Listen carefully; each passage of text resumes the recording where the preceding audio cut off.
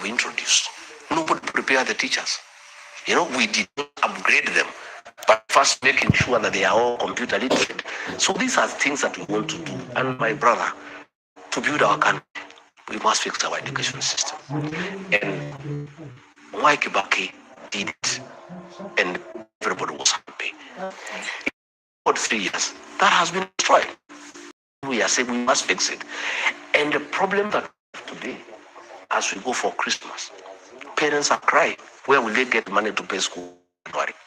And then William Ruto is on top of the vehicle telling parents their problem is tribalism. What has tribalism got to do with capitation? What has it got to do with the payment of JSS teachers? Let us deal with the real thing. The real thing is that the government has destroyed the education system, and it has undermined great work that was done by Mwai Kibaki and Uhuru Kenyatta. Healthcare is another big ticket item that Kenyans are struggling with. SHA is working. The government says it is working, though it needs a meeting for it to work. Recently we saw the president was recently in the States of America. He signed a new health deal where data would be shared. What's your position on that? And even as you still remain matters to do with healthcare, SHA is not working. SHA is not what working. What is Gachagua's solution SHA to SHA? is not working because it was a fraud. William Ruto attended a church service where I attended in Embu. It was the inauguration of the Bishop of Embu Diocese. And then he took the microphone to say SHA is working. He could not speak. He was shouted down. It's a lie. SHA is not working, and everybody knows it. Even as the 34-child knows it's not working. SHA was a fraud to steal money by Ruto and his cohorts. And already 104 billion shillings have been stolen. The NHIF system was working, and it needed 800 million to be upgraded into something that is functional. The whole scheme of SHA was to steal funds. Yet, Mr. Gachagua, you allowed it to happen. I'm saying I oppose these things. And that is why, when I was removed from office, one of the accusations against me, one of the grounds of removing from office, is that I was not respecting the president and I was having insubordination by opposing government programs. But theft is not a government program. The government that I fought for did not tell the people of Kenya that theft will be one of our programs. So I opposed theft. I did not oppose a government program. I opposed theft by William Ruto and his people. So, you remember the other day, 10 billion shillings was stolen and paid to hospitals that are closely associated with CS Aden Duale. You remember on the 1st of December, Aden Duale, with a lot of drama and theatrics, gave a lot of documents to the director of criminal investigation, DCI, 1st of September. Today is, 8th or 9th. Since that time, 3 months, nobody has been taken to court, nobody has been arrested, there has been no information. It was just drama and theatrics. Nobody will be taken to court. The whole SHA nonsense is theft of public resources by Ruto, Duale and company at the expense of the lives of the people of Kenya. That is the folly of it. And they keep on sending ministers to tell Wananchi that SHA is working. People just look at them. People just look at them. Every day. Yesterday I was in Muranga, in a place called Ithanga, for a funeral. And a matter was brought to my attention. A lady died 4 months back. She remains unburied because they are not able to pay the hospital bill for 450,000. They have raised 300,000. They are unable to raise 150,000 for the last 2 months. I had to give them 150,000 so that that patient, the body can be removed from hospital. And then you're telling us SHA is working. If SHA is working, that lady would have been buried, a long time ago. If you go to the countryside and ask everybody, this SHA thing is a monster. It's not working. And what I'm saying myself, if given an opportunity by the people of Kenya, there are certain things that I want to do. One, I would like to revert to the NHIF ideology. It was a very good thing. Just reform it well, upgrade it, meet the modern times. Again, Linda Mama, that was here, that was by Uhuru Kenyatta. We want our women to give birth with dignity. It was scrapped. I would reinstate Linda Mama. I would also like to work very closely with private healthcare providers and faith-based organizations. The church, the Catholic Church, they have beautiful hospitals, mission hospitals. The PCA Church, they have beautiful hospitals. We need to support the church. Like now, since NHIF was scrapped, they were owed billions of shillings. They have never been paid. Most of those hospitals owned by the church are almost collapsing. This is something that we must work on. Again, we must remunerate properly our healthcare providers. We must make sure that the doctors and the nurses and the clinical officers, they deal with human life. People who deal with human life are not your ordinary work. These are people who are dealing with life. These are people who need to be settled. They need to be well taken care of. And we need to have a discussion with them.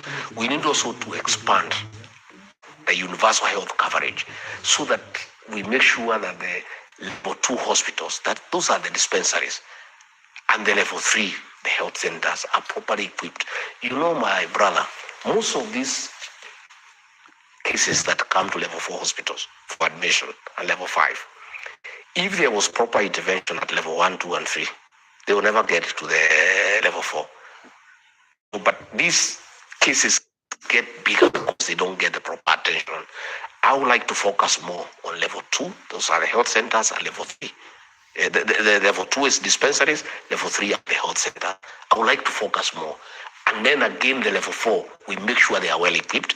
And we will go a step further by making sure every level 4 hospital in the country has a ward to deal with rehabilitation. Because we have a serious challenge of drug addiction and alcoholism in this country. And the treatment of addicts is very expensive by the few health providers who are doing it from a private perspective. We would like every level 4 hospital to have a ward specifically dedicated to deal with addiction. Again, we would like to digitize, our health systems so that, if you saw one doctor and you go and see another because you are far away, at the touch of a button, they can get your medical history. Does this mean that you get in and you get rid of SHA? Because yesterday I had a discussion with the PS, Dr. Oluga, and he said that the government is working on a database where all the information for Kenyans will be in a single database, such that wherever it is you go in this country, you will still get the information. So Gachagua, does it mean you get rid of that and start afresh? No, what happens to the investment that Kenyans have whatever is working, whatever is working will improve on it. Yeah, but first we have to stop the theft. We cannot improve on the theft. We can only stop it. Theft of public resources is our main challenge, especially in the health sector. And SHA is a scam. It's a fraud. We must get rid of SHA because from the inception, it was tailor-made and birthed to steal public funds at the expense of the health of our people. We must go back to NHIF and improve it, panopit it, and make it compliant to the modern way of doing things. But we cannot continue with this theft. This we must bring it one. Again, we need to implement a mental health policy. We only have one medical facility here in Mathare and a few others. Mental health is a big challenge in this country. But you see the way people are treated at that institution is like they are criminals because it's only one institution to handle so many people. We need people to know that mental challenges is not a crime and you should not be embarrassed about it so that even relatives know. And the only way to do is to have a good mental health policy and to make sure that we have enough psychiatrists in every level 4 hospital where people can go on and get counseling before issues get out of hand. So these are some of the things we like to do. And of course, what was signed in America is unacceptable. Why?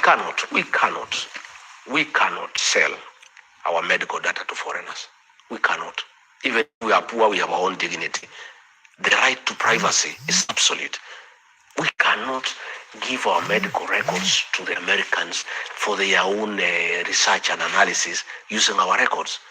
And I think it is very inappropriate for the president to brag that he has signed an agreement with the Americans to get some money, so that we give away our medical records. And I'm happy that Okia Mtata has already gone to court, and I wish him well, because this must be stopped. These are things that we cannot allow, that a president and a government can auction our dignity as a people. You know, you need privacy to your records, your medical records. It cannot be given to foreigners. I think that is totally I spoke unacceptable. to the PS and he talked of aggregate data that would be shared. It would not be this is Dennis Asseto who came to hospital and was diagnosed with a certain medical condition. It is a question of 10 people came to the hospital and were diagnosed with cancer, and based on that information helps the US government who are assisting Kenyans to know how many medical equipment Kenya needs. And that is kind of data that would be shared. Can Do anybody you oppose that? Can anybody believe that PS? Do you believe it? If he has said, if that why? PS is saying SHA is working and it's not working, can you believe anything else they say? If they are lying to people of Kenyans on basics, things that are straightforward, is SHA working or not? They say it's working. You go to hospital, it's not working. Can you trust that PS on complicated matters? But you're about opposing data it based on what fact, Mr. Gachagua, is the question.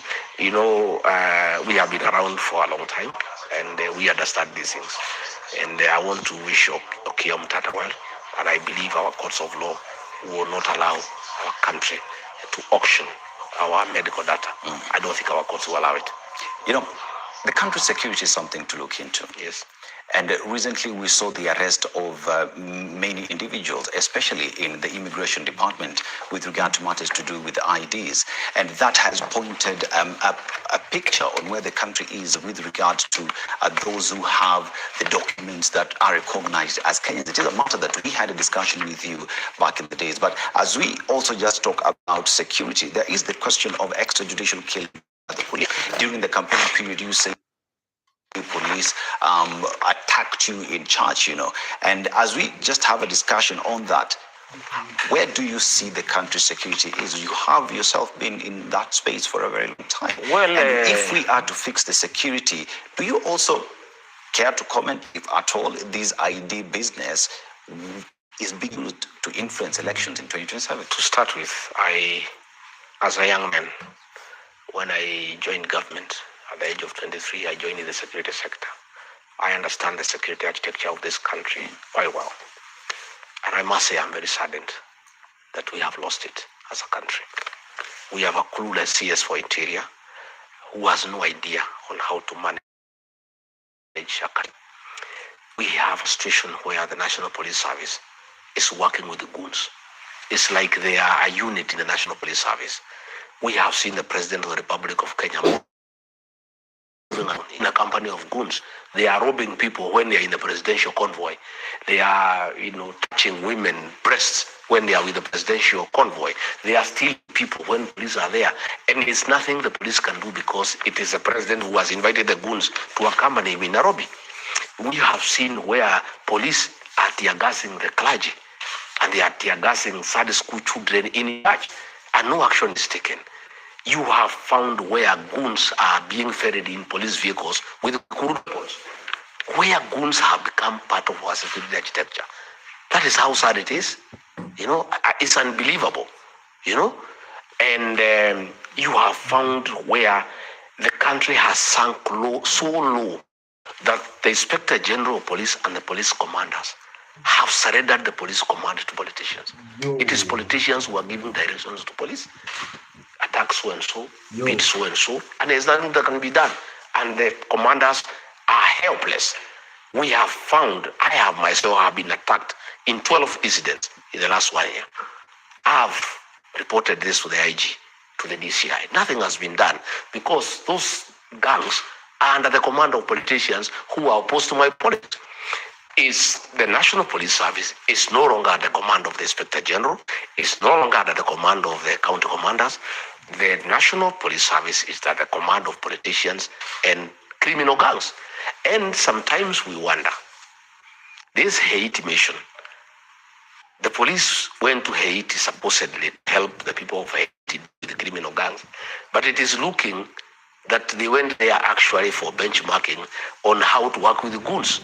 Because since these people went to Haiti, the relationship of the police and goons have actually become very close and very cordial, and they are actually working hard together. You saw during the Sabasaba riots, property was destroyed in the mountain region and in Nairobi by goons under police supervision. So what we are saying is this, you look at the situation in the border. The president, the decision that is ill-advised from a security perspective. Of course, he is doing it politically. He thinks he can get foreigners from Somalia to come and register as voters and vote for him. So foreigners are being issued IDs. The 5 chiefs who were supposedly abducted, it was not an abduction. It was stage managed by government. Why would you say that? Yeah, because they were in Somalia, registering Somalians as Kenyans. What evidence do you have? No, we have it. You saw the other day a racket here in Italy where foreigners are being registered as Kenyans, and in fact, I'm told the police who unearthed that racket are actually in trouble because they were not supposed to unearth it. It's embarrassing to the government because the government is part of that nonsense. And that thing that the president did is very bad for Kenyan Somalis, our Somalis from Kenya. As it is today, they are having challenges on visa application to go to various destinations in the world because the world is not sure, whether they are Kenyans or not. And it's very sad because the Kenyan Somalis are very hardworking people. They are very enterprising businessmen. These are people who should be able to travel all over the world, go to America, go to Britain, go to Canada, and do business. They are people who have contributed immensely to the growth of business in this country. It is very sad if they are profiled for extra surveillance and scrutiny arising from that decision by the president. But it is the extra surveillance and scrutiny that was happening in the country, which is called vetting, and it is that process that many people from these border counties, I included, because I went through the vetting process. That is why we want the extra surveillance. Many say that the vetting process is not fair to the people who are Kenyans and we need to go through a different exercise as any other Kenyan. We would rather have extra surveillance at the border to make sure that only Kenyans are registered as Kenyans and foreigners are kept away, other than get our Kenyan Somalis profiled by the international community arising over a decision that cannot be properly justified. We must protect the Kenyan Somalis because they are Kenyans and they have every right to travel all over the world. And it is very sad, out of a decision that was made, that they are being viewed suspiciously. It is not right that our people are being profiled. But having said that, what I would want to do myself if elected president, the first thing I would do, day one, is recall our police officers from Haiti. They're already home. A few. Others are still there. The process is ongoing. Many have lost their lives. Many have come back with injuries. Even the one the president said he died, the body has never come home. We must make sure these policemen come here and serve the people of Kenya. How is it that people are being terrorized by criminals and cattle rustlers when our policemen are in Haiti? Why can't they come and first guard the people of Kenya? Number two, we also want to equip our police officers and give them modern equipment to fight modern crime. Train them on cyber crime, make sure that they are properly trained to deal with the modern crime as it's happening in the country. Again, these policemen are suffering a lot. This SHA nonsense has really affected them. They used to have a very good insurance cover. And if you talk to the police officers, they are really crying because they are being forced to go to SHA that is not working. Same with our teachers. We want our policemen to have a very good medical scheme. We want to have a risk allowance for them because most of them suffer in the line of duty. We also want to make sure they are properly remunerated. These men and women in uniform, sacrifice a lot for this country and to make sure that we are all safe. Again, they have no vehicles, You heard the other day Mukkomen saying that people should give them fuel. That is corruption. Wananchi pay taxes. Why should Wananchi pay taxes that is being stolen by bribing teachers and teachers and chiefs, and then you ask them to go and buy fuel? All police stations in Kenya and police posts should have a well-serviced vehicle with enough fuel to enable them serve the people. So to talk about matters to do with security, you mentioned that you have seen goons working together with politicians and police. evidence on that, Mr. Gachagua? Because at the end of the day, if it's just another statement, it remains being a hearsay without evidence. And even as we talk about security, there is the fact that there are Kenyans who were abducted in Tanzania. That is a matter to do with foreign affairs and how that was handled. One would ask the question, where does our heart lie when it comes to protecting our own within and without the country, as well as other citizens of other countries? Talk about the Turkish citizens who were abducted in Nairobi and taken back to their country, who are seeking asylum in the country. Where are we in all these situations? We are doing very badly in matters violation of human rights. You know, there are very many cases of forced abductions, forced disappearances, and extrajudicial killings. No action has been taken. I want to promise the people of Kenya on day one. There is a school of 101 officers that has been in charge of those abductions. It will be disbanded, and all officers who abducted our children and killed them will be held to account. That squad was put there during the time when you're deputy president? Yeah, and I complained about it. I complained very bitterly. Who did you raise the question to? Did you go to IPOA or to IA? No, I raised it publicly in Mombasa for the people of Kenya. I raised it with the president himself in a security meeting.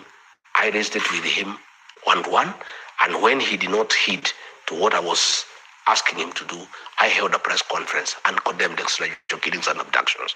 I still hold that position, that on forming government, abductions must come to an end, extrajudicial killings must come to an end, and all officers who have taken part in abductions and extrajudicial killings will be prosecuted. Because you're part of the National Security Council, what was the reasoning behind the formation of that force? Well, abductions and extrajudicial killings, and I opposed it myself. And when the president did not listen to me, I held a public press conference. It's on record on the 26th of June, 2024. It's on record. But that, Mr. Gachagua, was way after you had served in government. Why didn't you speak on the very first day? Those issues. Because Mr. Gachagua, one would say, at the point when you were giving that statement, it's because you knew that impeachment was coming. No. That was in June. Impeachment was in October. It had reached a stage. I had raised it privately. I had raised it in meetings, and it was still going on. So I made a decision to raise it publicly, and it's on record. And everybody knows I raised it publicly. What I'm saying is, we must make sure when we form government that extrajudicial killings must come to an end, abductions must come to an end, and all officers responsible will be held to account. And let me tell police commanders who are escorting goons around the country, we are keeping a very good diary. All those officers who are in charge of Narok, on the day we were there and we were brutalized, they will be held to account when we form government. No, the records are there. We'll be asking who was the OCS Narok on that day, who was the officer commanding police division that day, who was the OCS Tigoni police station when criminals attacked Rigathi Gachagua in Lemuru, who was the OCS then. They will be taken into account. And let me tell police officers, all those who are carrying out illegal instructions from politicians, you will answer for them. And criminal activities have no time limit. When we form government, and I have asked all leaders to keep a record of police excesses. Keep the name of the OCS, the name of the OSPD, the name of the sub-county commander, the guy in charge of CID, and keep proper record of the police excesses, the sins of commission and omission. When we form government, these officers will be held to account. Are you speaking to a government that will finally allow the Inspector General to be independent and do the policing work? You know, we have an Inspector General of Police who has surrendered his command to his juniors. This Douglas Kanja does not even know what goes on. The guy in charge is called Masengeri, the guy in charge of AP, and a guy called the Langat. These are the guys who are running the show and the DCI. The IG is a flower girl in Kenya. He doesn't know what goes on. He's from my village. He has no idea what goes on, you know? And it's so sad, you know? Ourselves, when we form government, we want to allow independent institutions to function. We want independent offices to function. You want an IG who can take command of the police. And I want to tell Douglas Kanja and those two DIGs to remember that in 2007, Major Ali was taken to the ICC for sins of commission and omission. And the way they are driving this country as we go towards the election, I see these officers having a date at The Hague. Kaja, Langat, Masengeri.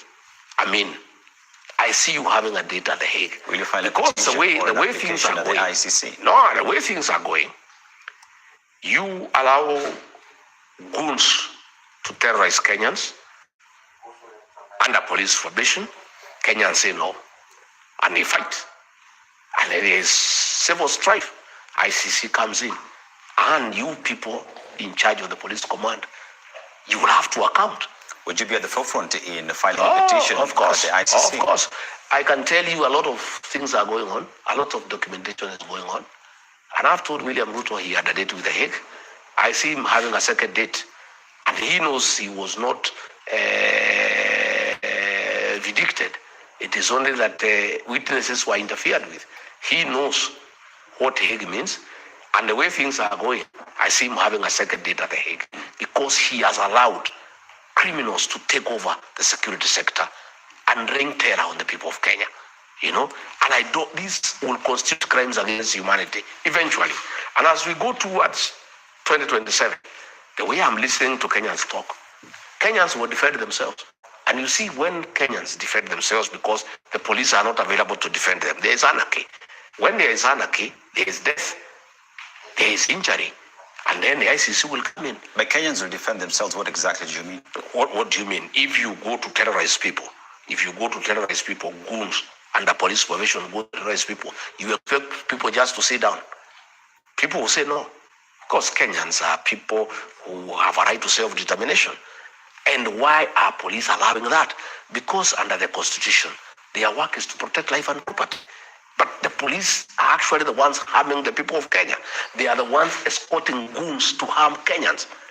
Yet they are the ones who are supposed to defend Kenyans from harm by goons. But they are the ones working with goons to harm the people of Kenya. And I'm telling you that situation is not acceptable. And Kenyans will say no. And I am listening to many people. They are saying no. People are saying no, we are not going to be attacked again. We'll also get ready. We'll defend ourselves. And that will bring anarchy. It's called the state of nature. Why governments were formed is because people needed to be regulated. But we have a country where we are reverting to the state of nature, where police are working with criminals to terrorize people. When these policemen are paid by the taxpayers to defend the people of Kenya. They are the ones joining criminals to attack the people of Kenya. What do you expect the people of Kenya to do? Mr. Gachagua, does it mean that today, with all the cases that you have reported that you were attacked, you are unable today to walk into a police station and file a report because you do not trust the police? And if that is the case, then what picture does that paint in the minds of Kenyans who have no other option? Exactly, that's the point I'm saying. What do you expect Kenyans to do? What has happened myself now, I have people who defend me. The people who attacked us in Kariobangi Church, they were fought by my people, my supporters. They fought them and they drove them away. Then they came back with the police, with the guns and live ammunition and tear gas and overwhelmed our people because of guns. But you see, what will happen is that there will be many cases like that. What has happened is they attacked me in the Muru. They have never attacked me again without reaction. Because you see, also I have supporters who will not allow people just to attack me. Wherever I go now, I have people also who defend me against the gangs. But do you want that in a country where people are defending each other and police are escorting one side to attack the other? It's a shame for Douglas Kaja and the National Police Service and Kipchumba Murkomen. He talks a lot of English, but it is during his tenure. It's during his tenure, that goons have taken over the National Police Service. He wears expensive shoes, expensive belt, expensive watch, but the country is being run by goons. How does he even get sleep? How do you get sleep as CS Interior to say you are the CS Interior of the Republic of Kenya when goons have taken over the National Police Service? He should be very ashamed of himself. Very ashamed. It has never happened, even during the Moi era. We have never seen goons take over the country from the policemen. We have never seen that. What is And I can tell you, even the president is part of it because he issued instructions the other day. A week is over. Nobody has been prosecuted, which means he was not serious. He was just playing PR. You see, Mr. Gachagua, one would hope that where the country finds itself, especially in matters of security, that security is given utmost importance and that Kenyans would respect as well the rule of law and that the police as well would be there to do policing work. But let us go to on something that is very keen and Kenyans are following on, and this is the country's debt. Yes. At the time when you formed government, you said yourself, you found a public coffers that was empty. The country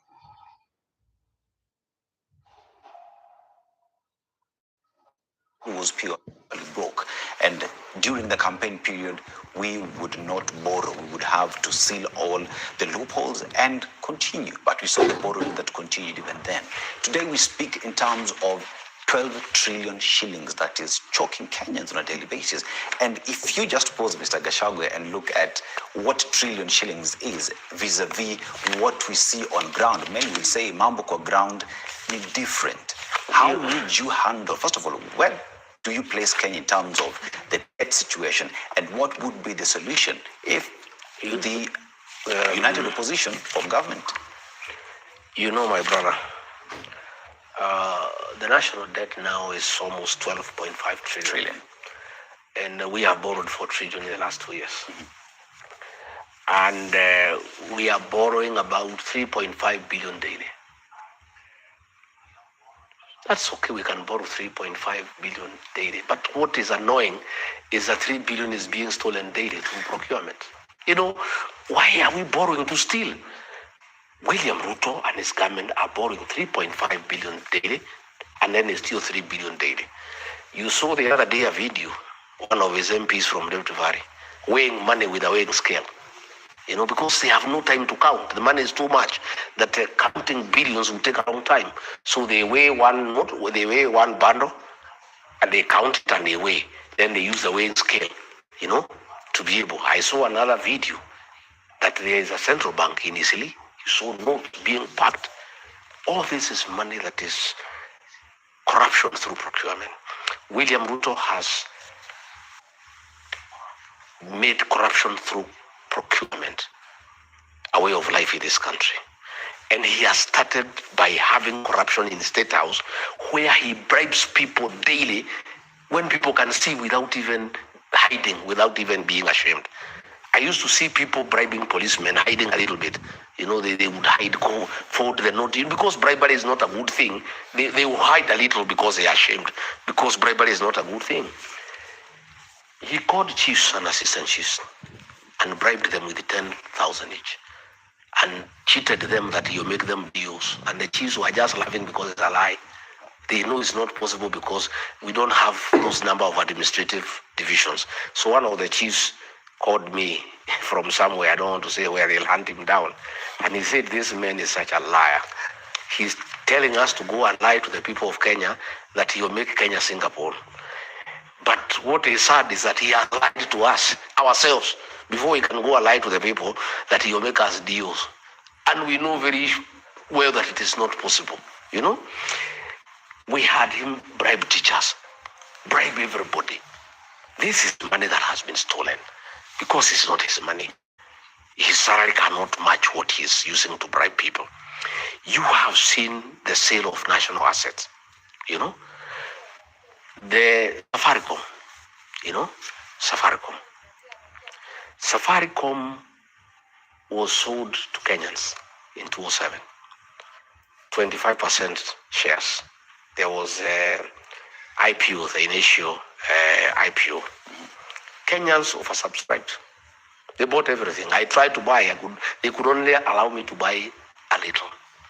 Today, those shares are being sold to a foreign company, Vodacom, at 34 shillings.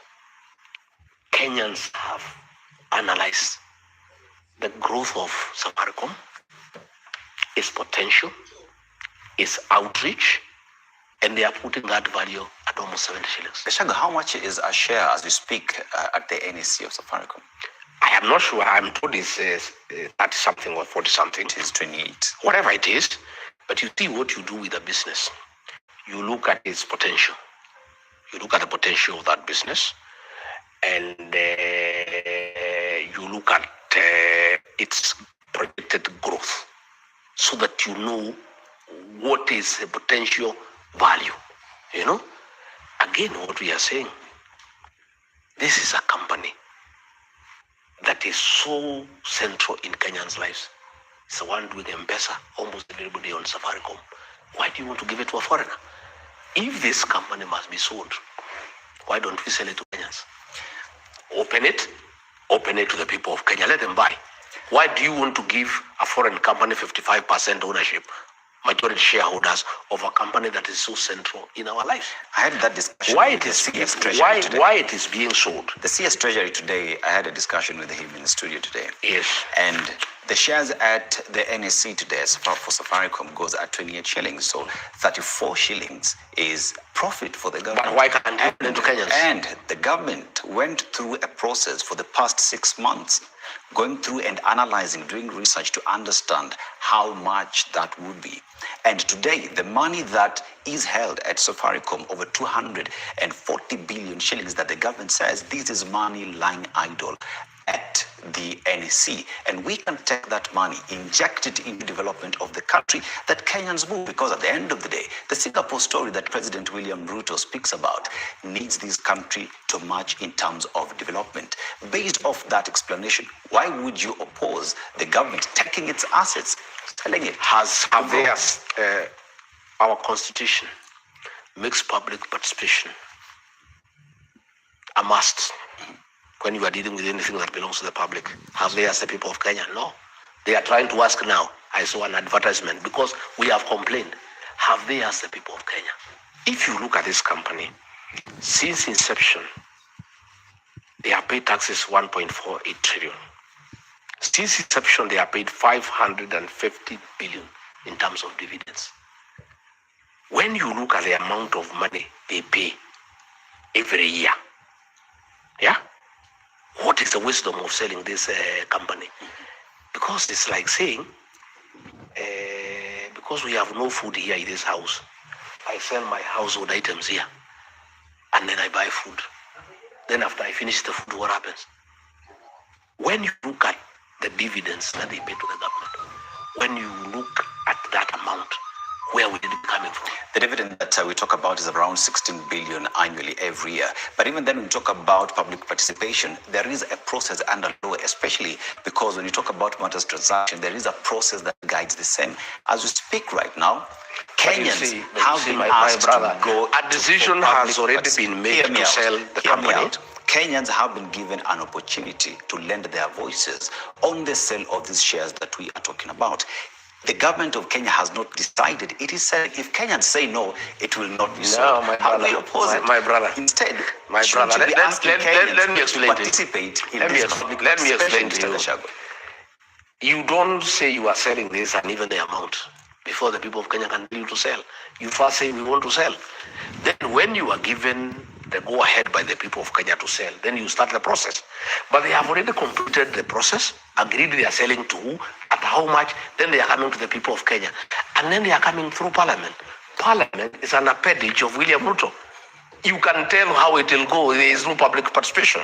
It's an exercise in futility. It's a fait accompli. It is simply formalizing what has already been decided. But the question we are saying, why don't you ask the people of Kenya whether you need to sell Safaricom? It's what they're asking when now. When they tell you yes, why don't you give them an opportunity to buy? Why do you want to sell it to a foreign company? Why don't you let the people of Kenya own this company that is so important to their lives? Why do you want it to be owned by a foreigner? But you have already decided whom to sell. How are those negotiations done? Because they are commissions. Because they are people who have an interest. They are people who have bargained the money there. What we are saying, if Safaricom must be sold, let the people of Kenya, with their financial challenges they are having, be allowed to buy. I buy for 20,000, another one for 20,000. Then the company remains here. The government will remain with the shares, 35%. The people of Kenya, yeah, will own the 15, yeah. plus the other 25 we bought the other time. Then the company, 60% is owned by government and the people of Kenya. Why do you want to give 55% majority shareholder to a foreigner? A company that is so instrumental in Kenyan lives. Why? But you know that Vodacom is part and parcel of Safaricom as we speak today, right? Yeah, no. Those are foreigners. And if Kenyans have not said they are not able to buy Safaricom, we were given an opportunity in 2007. We bought, we oversubscribed. In fact, they were allocating. You could not buy what you wanted. They had to allocate. Why can't we give this opportunity to the people of Kenya? If we must sell Safaricom, which I disagree, we need not sell it. The amount of money we are raising from Safaricom is good for our country. And by selling it, we are going to lose revenue. And what will happen, that revenue we used to get from Safaricom, we'll have to tax Kenyans. Because we must get that money we used to get from Safaricom. It's like selling a cow that you are milking so much milk and selling and then taking it to the butchery and then get one off so that you build a toilet in your home. Then what happens? How will you get milk? How will your children get milk? It is a ill thought out proposal. It is unnecessary. And it is informed by conflict of interest. As the process continues, because that is the process that is there, that is recognized under the law, what is your message to Kenyans who are being urged today to go to these venues to give their views on the sale of Safaricom? Those public participation forums will be micromanaged by Parliament. Kenyans must agitate and Kenyans must go to court. This is the only language William Ruto can understand. We must go to court. That if Safaricom must be sold, Kenyans must be given the first opportunity. Because they have not been given and they have said they are not able to buy. And they have a proven track record that they are able to buy the shares in Safaricom. In 2007, Kenyans were given the opportunity to buy, they oversubscribed. And they could not buy as much as they wanted. So if Kenyans agree that Safaricom need to be sold, we are demanding that the people of Kenya be given the first opportunity to buy Safaricom so that it remains Kenyan, so that government can own some shares and other shares are owned by the people of Kenya. Let's remain on the question of debt. The country is said to have borrowed all these 12.5 trillion, but that is not seen. If you look at the laws, PFM Act on how borrowing is done, you only borrow for development. And today, you look at how much we've borrowed vis-a-vis what we see, and we cannot see what 12.5 trillion shillings has done. Therefore, Mr. Gachagua, the odious debt that does exist in the country, first of all, do you believe that there is odious debt? And if that is the case, then should Kenya pay this odious debt? Unfortunately, the people of Kenya will have to pay that debt because they have been committed by government. And what is sad is that they shall pay for money that is being stolen. The money that is being borrowed is used to bribe them. It is being used to bribe voters. It's being used to bribe chiefs and teachers. It's being used to host people at State House. It's so sad, but the people of Kenya will have to pay. So what we need to do is to make sure we vote out this government so that we stop that borrowing for money for using to steal and using it to bribe people. And that we must do, and that is why most of us we are saying the problem of Kenya cannot be tribalism. The way Ruto wants to say, the problem is that he is stealing, he's borrowing money from other bodies, that money that people of Kenya will pay, and then stealing the same amount of money and bribing them with the money. And then when he gets on top of his vehicle, he says there's no problem in Kenya, the problem of Kenya is tribalism. What is the position on President William Ruto's State of the Nation address? He says that at the macro level, the government is doing very well. International lending institutions are doing very well. But down at the ground, because that's just talk show. That is just a talk. What is the actual position of Kenyans with regard to the economy and how they are feeling in their pocket? And if you form government, my brother, how do you fix that? My brother, if you want to know economic growth, forget about those figures of inflation, of economic growth. I don't know, macroeconomics, Talk to the people of Kenya and ask them how the economy is doing. They'll give you an answer. During the reign of Mwai Kibaki, Kenyans felt economic growth. You didn't need to give a State of National address. You didn't to give an economic survey. to tell the people of Kenya that the economy is growing and there is economic growth. The people of Kenya felt economic growth. There was money in circulation. You know, the bypasses were opened up. Houses came up. There was money in circulation everywhere. Everybody was happy. Today, despite borrowing that amount of 3.5 million every day, Kenyans are paying bills of 800 billion. If you read the Nation newspaper daily, there are 6-7 pages of auctions. People are being auctioned, their properties, their land, their houses, their matrimonial houses are being auctioned. Simply because government owes them for the last 3 years, 5 years, they have refused to pay them. Marriages have been broken. People are committing suicide because of being auctioned, because of getting destroyed economically, because of non-payment of bills. So when Ruto goes to parliament to say the economy is growing, what do those people whose property is being auctioned because they are owed money by government, how do they feel? And what is sad, all those houses and land that is being auctioned, it's not being bought. There's nobody to buy. I went the other day to Ayad in Narok. I found more than 50 vehicles. They've been there for 1 year. They were repossessed for sale, but there's nobody to buy, nobody has money.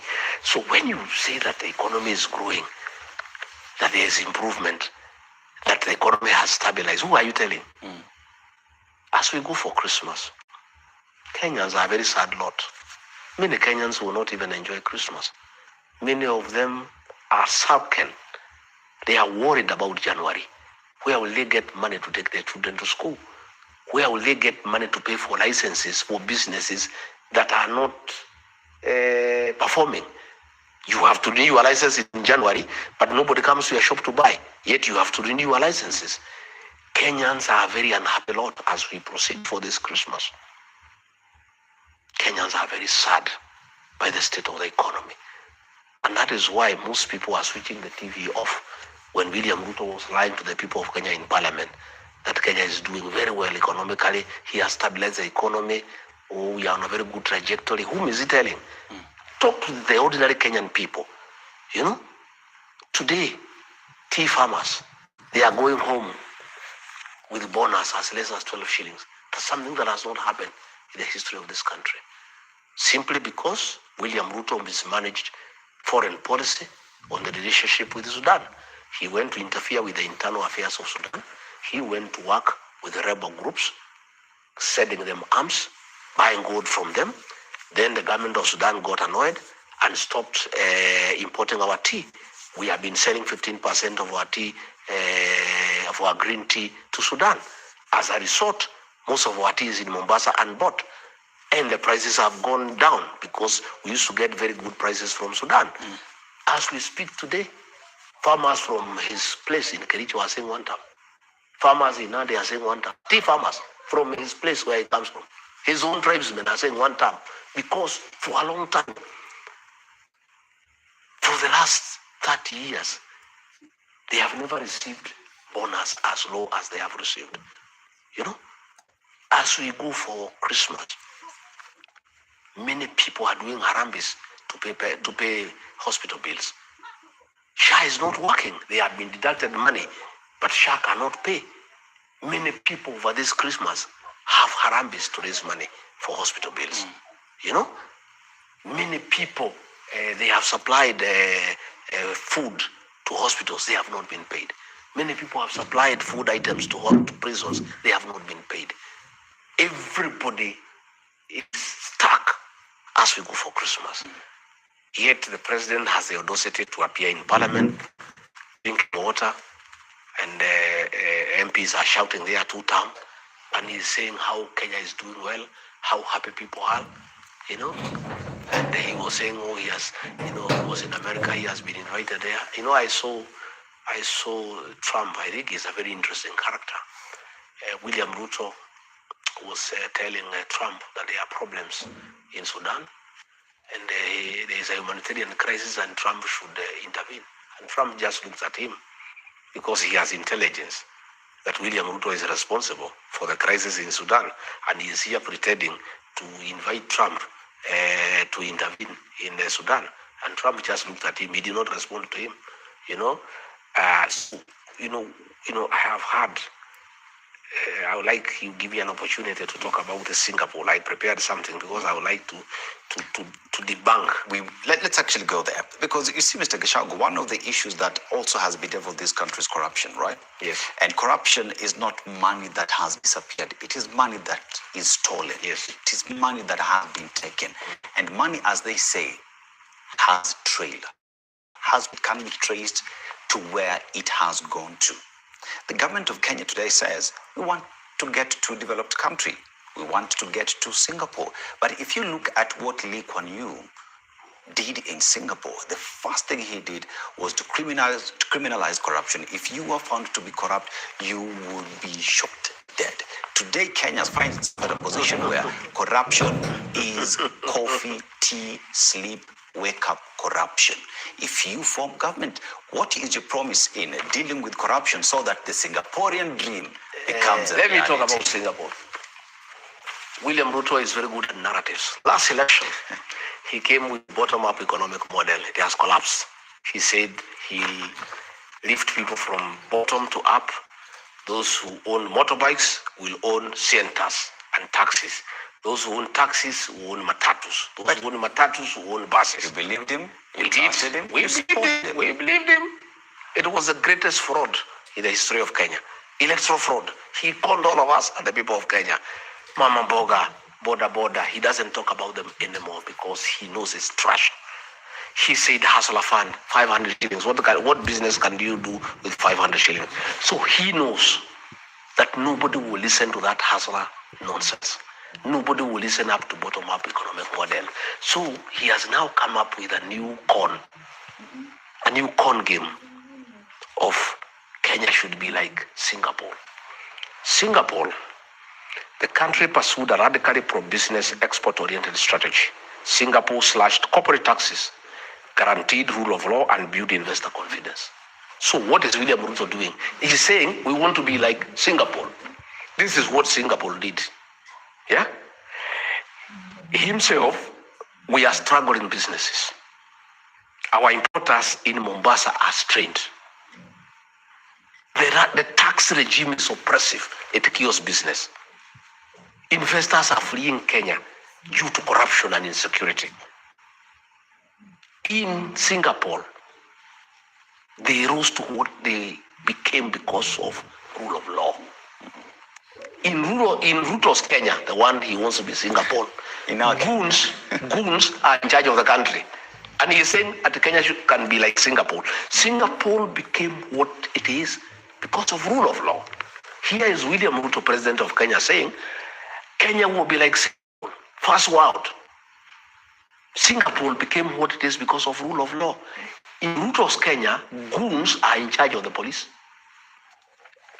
Who is going to invest in this country? When goons took over Nairobi and other centers, destroyed supermarkets, destroyed factories under police supervision, who in his right mind is going to come and invest in Kenya?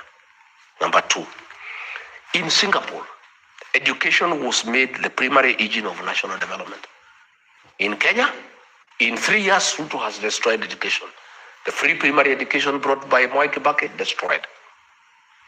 Secondary school, free primary secondary education brought by who? Destroyed.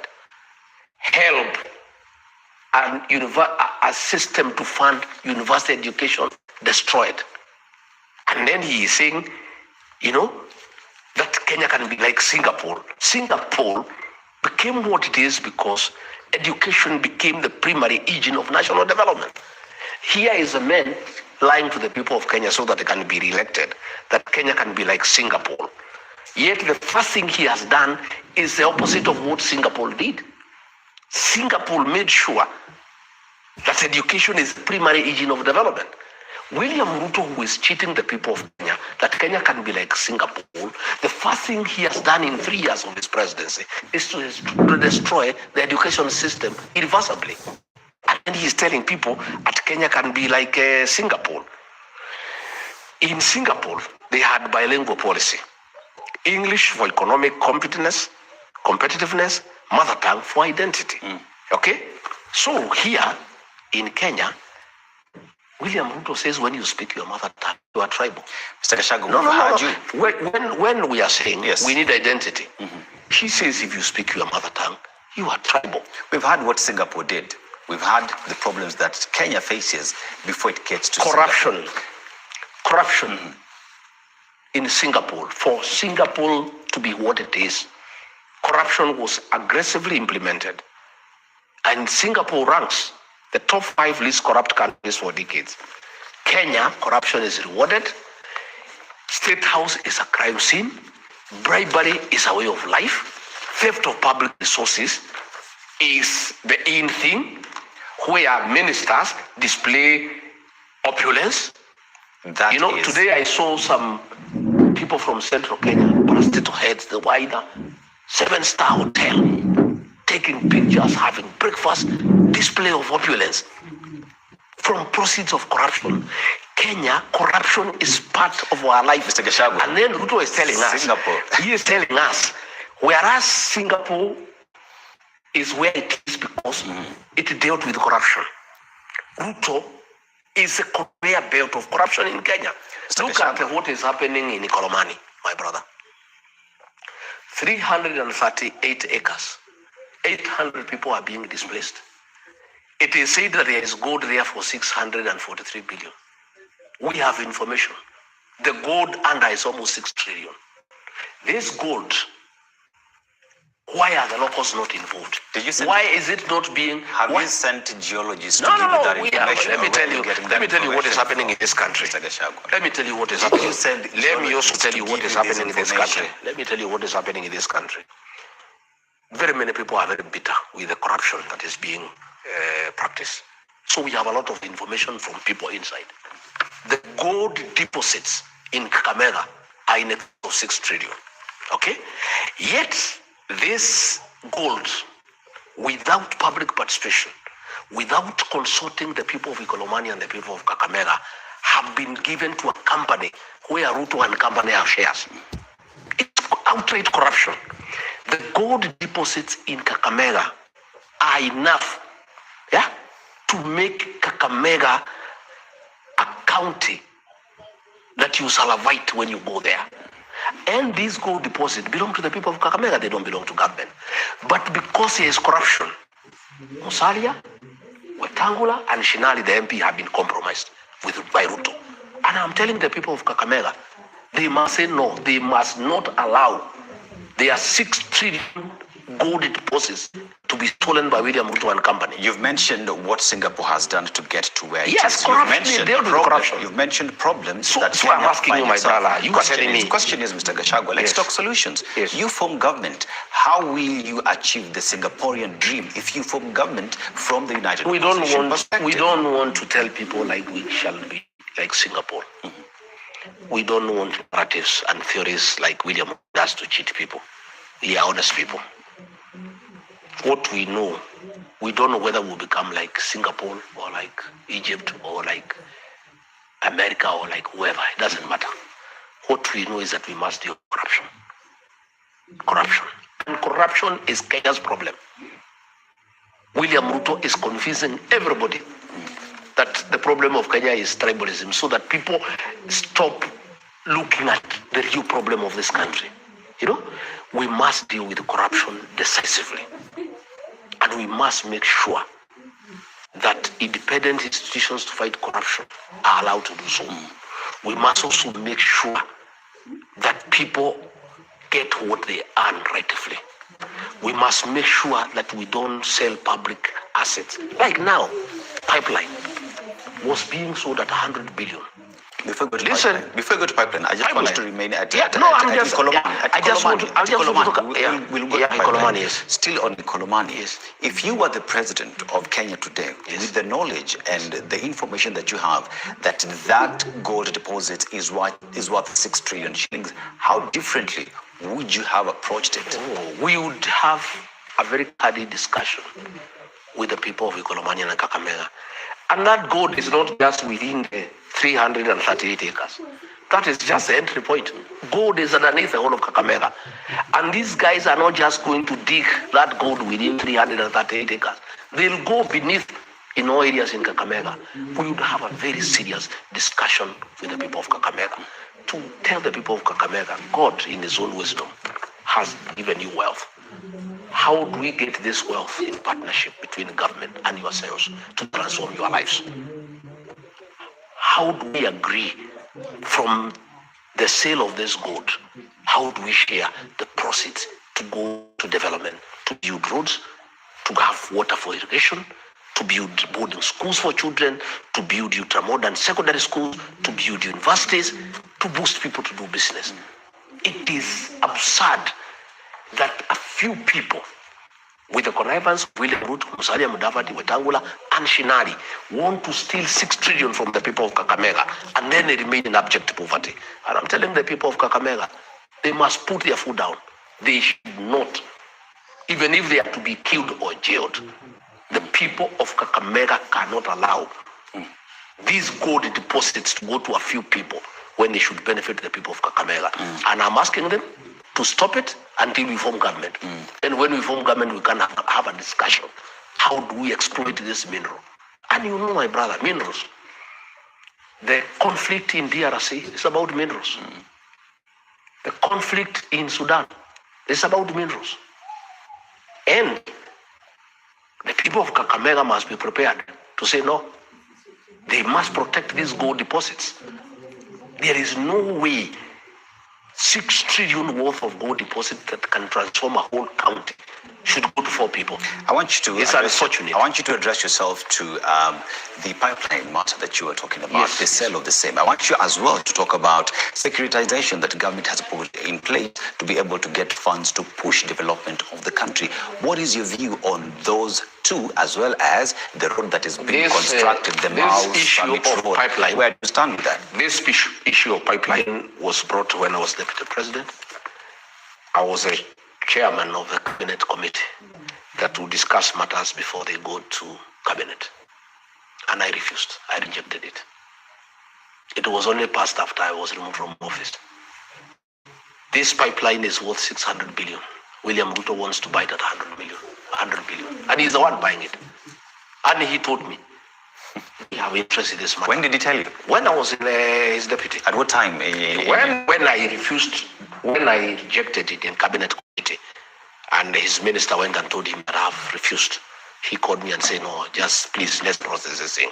And I said, no, this thing, pipeline, is a national asset and is a strategic investment. How do you give the storage of our petroleum products in the hands of private people? These are strategic parastatals that have security implications for the security of the country.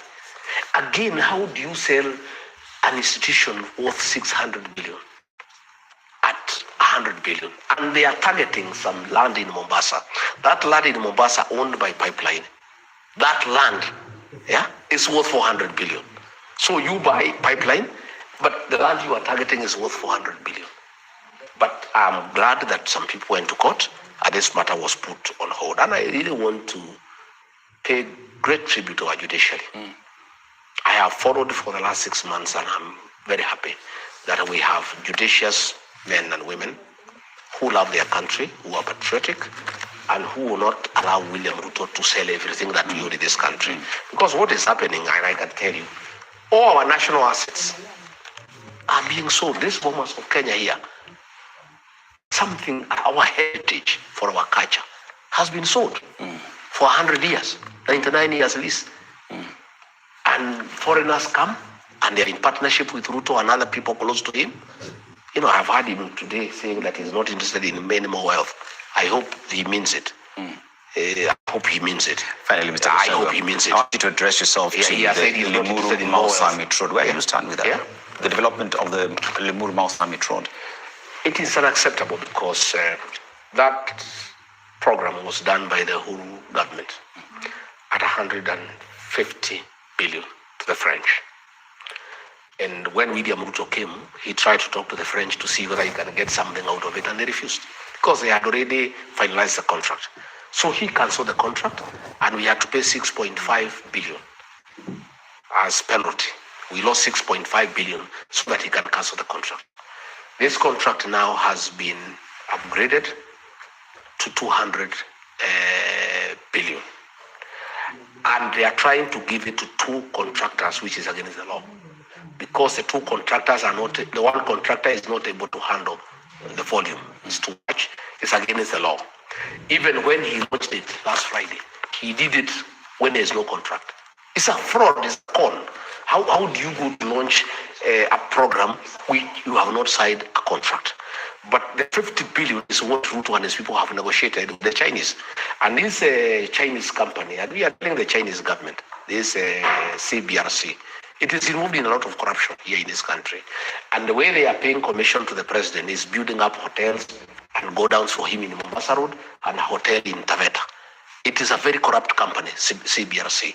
And the Chinese people should know that that company is a purveyor and a conveyor of corruption in this country. Do you have evidence to that effect, Mr. Gachagua? Yeah. How do you explain that the contract was... No, I'm asking, do you need rocket science or to have gone to a school for corruption studies?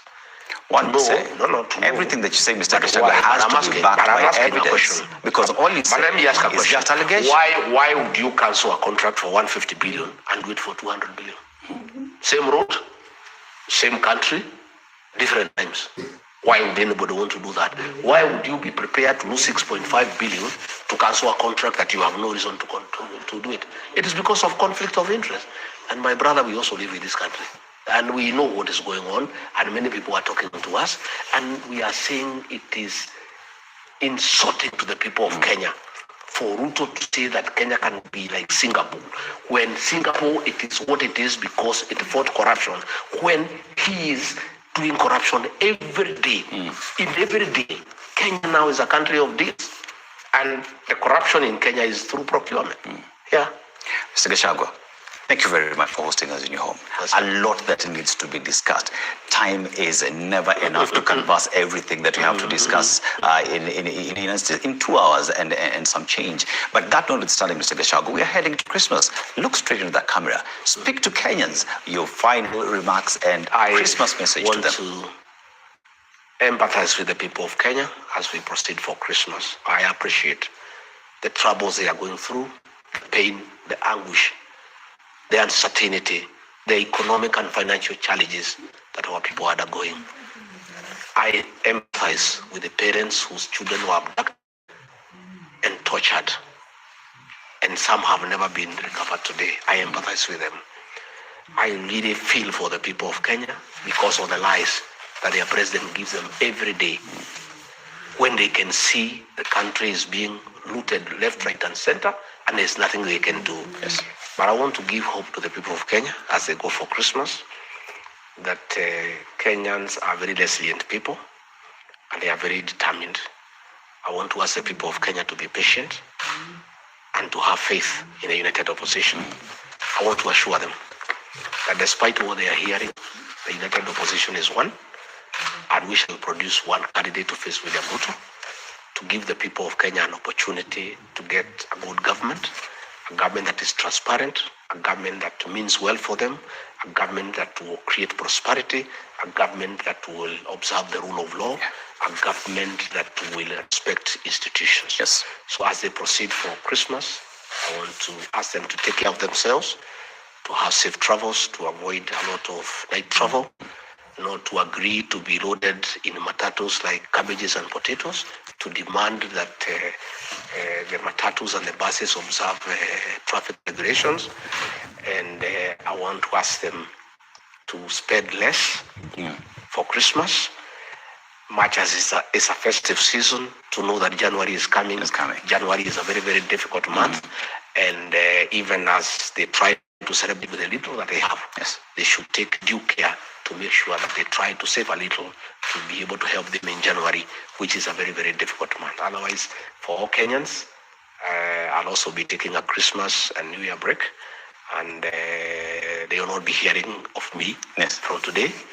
I'll also be joining my family in a village and the villagers for Christmas, and later on for the New Year festivities.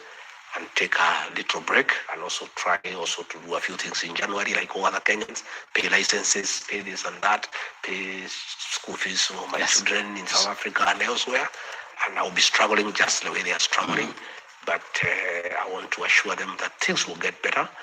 And much as things are difficult, there is light at the end of the tunnel. Till always get better. Geoffrey Rigathi Gachagua, DCP party leader, key principal in the United Opposition, and says, despite the fact that